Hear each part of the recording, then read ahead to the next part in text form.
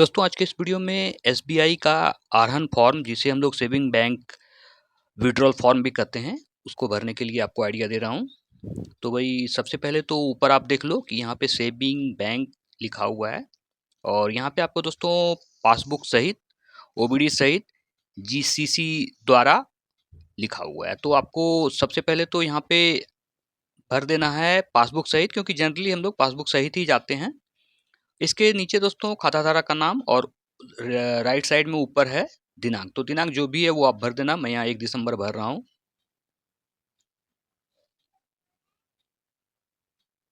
और इसके नीचे दोस्तों खाताधारक का नाम का जगह है, तो आपको यहाँ पे name of the account holder जिसका नाम से अकाउंट है वो भर देना। मैं यहाँ पे अपना ही नाम डाल रहा हूँ, सुनील कुमार मेरा नाम हुआ तो मैंने अपना ही नाम यहाँ पे डाल दिया।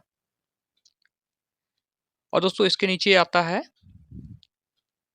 यह फॉर्म चेक नहीं है, यह केवल खाता धारक के लिए है। और यहाँ पे आपको अकाउंट नंबर भरना है। अकाउंट नंबर भरते समय दोस्तों आपको ध्यान देना है, एक भी कटिंग नहीं होना चाहिए। और इसमें 10 बॉक्स बना हुआ है।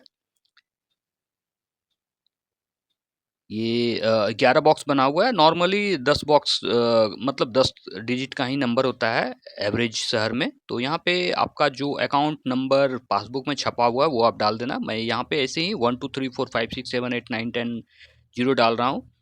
आप अपने अकाउंट के अकॉर्डिंग डाल देना। जो भी आपका अकाउंट में अकाउंट नंबर यानी पासबुक में जो अकाउंट नंबर है वो आप डाल देना, ठीक है। और कटिंग नहीं करना है, ये आप ध्यान रखना। इसके नीचे दोस्तों कितना आप रुपया निकाल रहे हो वो आपको भरना है। तो यहाँ जो बॉक्स है उस बॉक्स में आपको अंकों में भरना है। यहाँ पे भी आपको ध्यान देना है, कटिंग तो बिल्कुल नहीं होना चाहिए।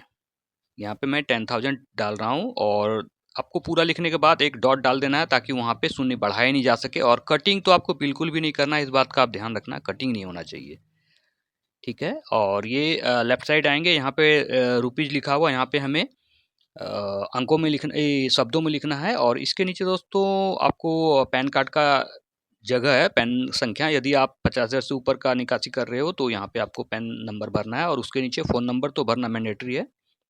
आप कितना भी अकाउंट से पैसा निकालो, आपको फ़ोन नंबर यहाँ डाल देना है। इसके नीचे दोस्तों होम ब्रांच लिख देना है। तो यहाँ पे दुमका मैं लिख रहा हूँ, ये झारखंड में पड़ता है। तो आप जहाँ से भी हो, आपका अकाउंट जहाँ से भी है वो आप डाल देना।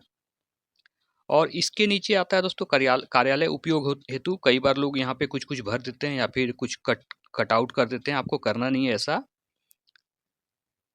और यहाँ पे आपको शब्दों में भरना है, ये छूट गया है। ये 10,000 यहाँ पे इंग्लिश में मैं लिख रहा हूँ, आप हिंदी में भी लिख सकते हो। यहाँ पे कोई ज़रूरी नहीं है कि हिंदी या इंग्लिश में हम लिखें, आपको जो भी भाषा लैंग्वेज जो भी आपको आसान लगता है वो आप भर देना। ज़रूरी नहीं है कि हम किसी एक पार्टिकुलर भाषा में लिखें, बट हिंदी और अंग्रेजी ही मान्य है, आप दूसरे भाषा में नहीं लिख सकते हो। इसके बाद आता है दोस्तों सिग्नेचर का। तो खाताधारक का सिग्नेचर ये राइट साइड के एक बड़े से बॉक्स में दिया गया है। तो आपको यहाँ पे जो आपने अकाउंट खुलवाते समय सिग्नेचर डाला था वो सिग्नेचर आपको डालना है यहाँ पे। इसमें कोई गलती नहीं होनी चाहिए, नहीं तो आपका अमाउंट नहीं निकलेगा। और सबसे ऊपर में शाखा ब्रांच यहाँ पे लिखा हुआ है, वो छूट गया है। सबसे ऊपर में वहाँ पे हमें डाल देना पड़ेगा। और सबसे पहले तो ये ओबीडी के प्रकार, ओबीडी संख्या, रोकड़ अदा करें पे, ये पूरी तरह से कार्यालय उपयोग हेतु है। तो यहाँ पे हमें कुछ भी नहीं डालना है। और ऊपर जहाँ पे मैंने उंगली रखा है वहाँ पे शाखा डालना है, तो आप वहाँ पे शाखा डाल देना। और ये देखो यहाँ पे एसबीआई शाखा, यहाँ पे मैं फिर दुमका ही लिख रहा हूँ। आपका जो भी सिटी है वो आप लिख देना। DUMK दुमका झारखंड में पड़ता है, तो मैं लिख देता हूँ यहाँ पे। साफ साफ लिखना है। कटिंग इस फॉर्म में कहीं भी कटिंग ना हो तो ज़्यादा अच्छा रहेगा, क्योंकि लिखना बहुत ही कम है। बट जानकारी के अभाव में लोगों को लगता है कि भाई बहुत टेढ़ा है ये, ऐसा कुछ नहीं है। तो भाई यहाँ पे रुपया लिखा है अंकों में, शब्दों में। यहाँ पे आपको पेन नंबर लिखना है, 50 से ऊपर के केस में फ़ोन नंबर, सिग्नेचर करना है और पीछे आना है। पीछे का ऑप्शन दोस्तों हर ब्रांच में मान्य नहीं है, बट अगर या आपको जो नोट चाहिए वो आपको लिख देना है। तो 2,000 का नोट तो चल नहीं रहा है, 500 का नोट में ही आप यहाँ पे 10,000 के अकॉर्डिंग लिख देंगे। 20 नोट चाहिए हमें, और यहाँ पे 10,000 लिख के नीचे टोटल में फिर 10,000 लिख देंगे।